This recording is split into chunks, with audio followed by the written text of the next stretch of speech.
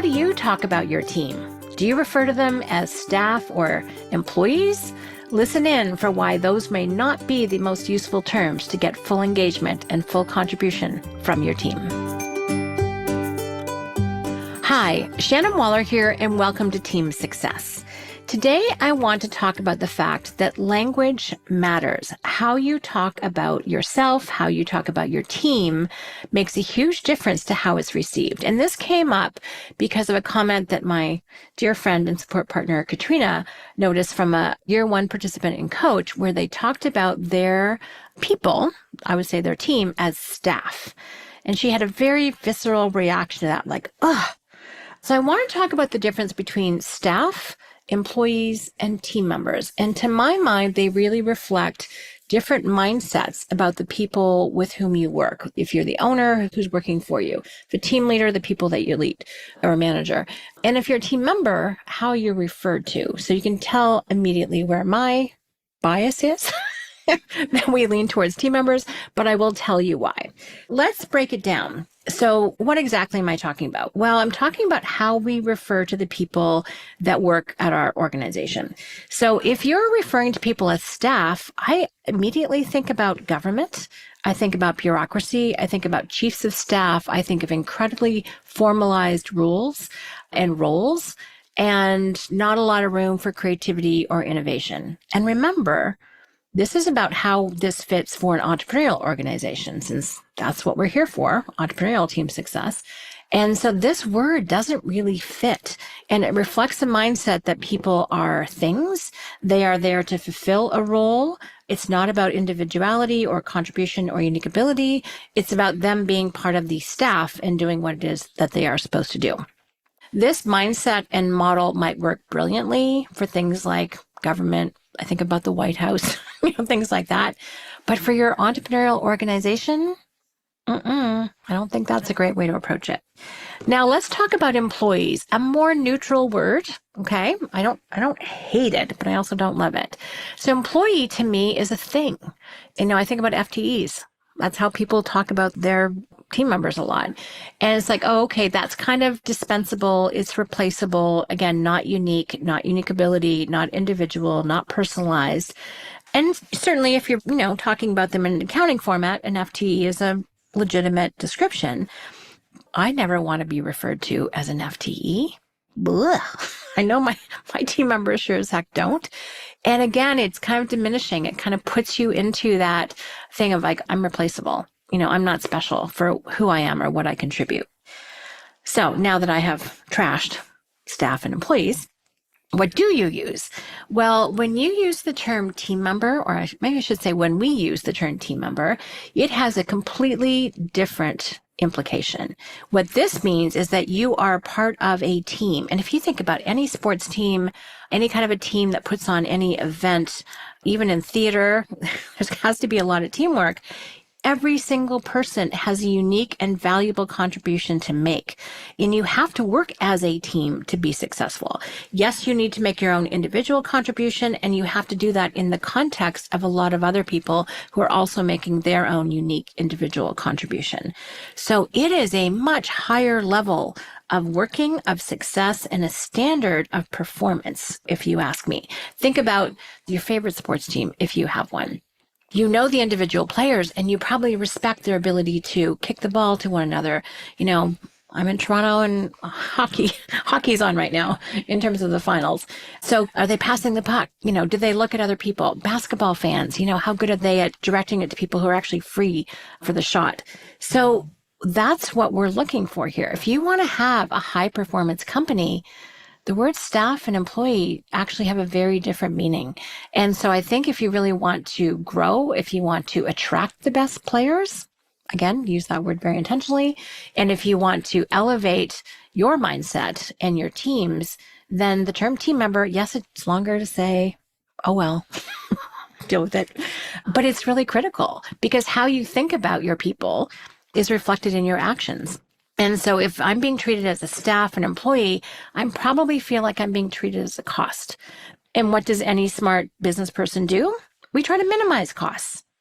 I'm trying to minimize costs. I want to increase profit. So when we treat people as costs, we diminish them. We look to make them super efficient. We want to make them as cheap as possible. Is all the things we do with, what you might do with your paper supplies in your company. And by the way, when you are arguing on the basis of cost of something, like where do you get your paper from, then that thing is a commodity. So when we look at people like that, we are commoditizing them. Don't think that's how you're going to get the best out of them. Instead, if you treat them as an investment, so what do we, as good people and business people, try and do? We want to maximize investments. We want to put a little bit in and get a lot as a return, which is why at Coach, we're so focused on individual growth and unique ability contributions and all the things, because we know that when we feed and water and nourish what someone is innately good at and loves to do, it blossoms, it expands, it has contributions in ways we could not predict. It's incredible what happens. But again, only because we have that investment mindset. Now, you might be thinking, what happens if the person doesn't work out? What happens if they're not great? What happens if they choose not to share their unique ability with my company? Well, in that case, it's not a great investment. Doesn't mean it's a cost. And if you're alert, curious, responsive, and resourceful in our world, you will take action on that. You will see, to use EOS's term, entrepreneurial operating system, do they actually get it? Do they understand what the mandate of this role is? Do they want it? Do they care? Do they engage their heart? Is it meaningful to them what it is that they're doing? And that, by the way, is often the missing piece. In my very fun interview with Kathy Colby, she talked about the fact that motivation kicks off everything. And motivation comes from the inside. You can't make someone want to do a certain type of work or want to serve a particular type of audience. Either they have it in them or they don't. Whether or not someone cares is very, very personal. Your job is to find people who are aligned with that, not to try and make someone care where they really don't. They'll give it their best shot, but it's really not sustainable. So you have to make sure they get it, that they want it. And then do they actually have the capacity? And capacity can be mental capacity. It can be time capacity. It can be just bandwidth. Do they have too much else going on? That happens a lot when people are really, really busy. So you can check to see now if they get it, want it, and have capacity and still are not performing at the level that you need, then you need to call it. Then you need to make a decision. And this is where multiplication by subtraction comes in. A great conversation with a friend about that the other day. But you need to make a decision and help them find something that they're much more aligned with and can be successful at. But again, that goes back to the investment, not cost. And the more you treat people as things and not as people, the less you're going to get in the way of results. And it's kind of insidious. I think in a lot of management schools, certainly in my education, you knew they were humans, but it didn't really matter.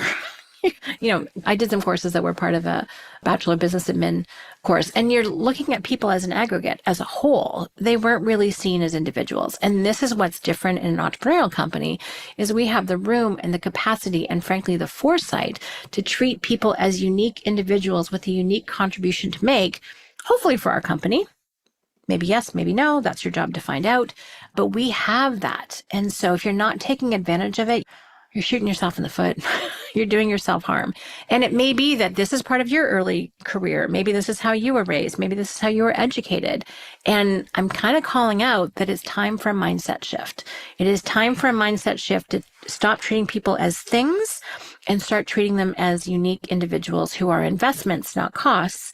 Again, good investments, bad investments sometimes. And we just have to be able to take action and make a decision. But that's really key. By the way, there's a resource that a good friend of mine and former team member at Strategic Coach, Ben Lal, we were talking about this at lunch the other day, in a really interesting book called Leadership and Self-Deception by the Arbinger Institute. So again, Arbinger Institute, Leadership and Self-Deception. And it talks about getting out of the box. And we often put people in a box and we treat them as though they are only this. But essentially, what the book is saying is we're treating them as a thing instead, again, as an individual. So if you want a little bit of reinforcement on this, that's a resource that you might find helpful. So how can you take action on this? Well, I would actually start by asking your team, hey, I've just listened to this podcast and it pointed out that how I talk about you, actually makes a difference. So let's talk about how I refer to you. Do you hear me saying the word staff? Do you hear me saying the word employee? Or do we refer to each other as a team? And by the way, some of your team members are using the term staff and employee. This is not just, if you're listening, you as the owner, you as a leader, this is everybody. This is kind of endemic everywhere, but you kind of need to consciously choose. So you're taking something from an unconscious level of awareness now to a conscious level of awareness and intentionally choosing, how are we going to talk about ourselves? Now, if you're like me, I want to be a star player on a star team. That's what I want to do. And it was really fun. We had a great team event on Monday of this week. And Dan's like, yeah, I'm just a team member here. This is Dan Sullivan, co-founder of Strategic Coach.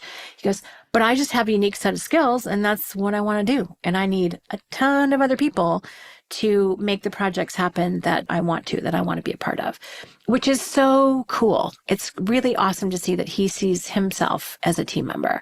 And that's kind of how we treat him. I'm in teamwork with Dan all the time for podcasts and for recording our quarterly books. And he's a fabulous team member. He knows his unique ability and he's absolutely committed to unique ability teamwork. And there's not a lot of ego in that. I mean, he's got all the status he would ever need, obviously as the owner, I should say co-owner and co-founder, but it's not about that. He just wants to be able to make his unique contribution. It's not about roles. It's about unique ability contribution. And everyone's freed up in that case. I mean, I'm in charge of directing Dan sometimes, telling him what we need to do, keeping the pace. That's my job, as well as asking great questions and pulling all the cool stuff out of Dan. But he's happy to put himself in my hands to be able to do that. So kind of model Dan would be a really good example.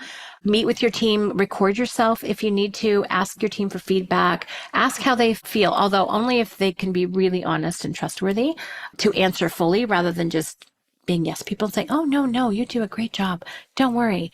And then not actually dealing with the issue. So make sure that you've created enough psychological safety for this to be true, because otherwise you're not going to get anywhere with this conversation. So you might just need your own self-awareness. Pay attention, record yourself, listen, look at how you correspond and, chat or email to your team.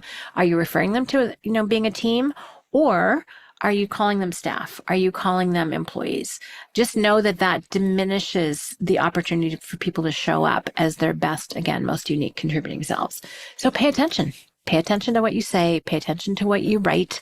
Pay attention to what you say to other people about your team, because guess what? Other people hear you and that gets back to your team and they're going to go, oh, he says team to us, but he doesn't really mean it. He's just calling us staff. Or she just thinks of us as employees. We're not really that special or important. And then you're just not going to get the best out of your people. So I just want to kind of bring your awareness. So language matters. And I'm going to suggest that you, if you haven't already, that you elevate your language to be team and team members and a fabulous team, a star team, a power team, whatever adjective is useful for you, so that people know that they are part of something. They have a unique contribution to make to something great. And I think that's going to be a big part of how you get where it is that you want to go. So I hope this has been useful. I hope it's interesting. I'm excited to hear any comments that you have. So please let me know at questions@strategiccoach.com. And as always, here's to your team success.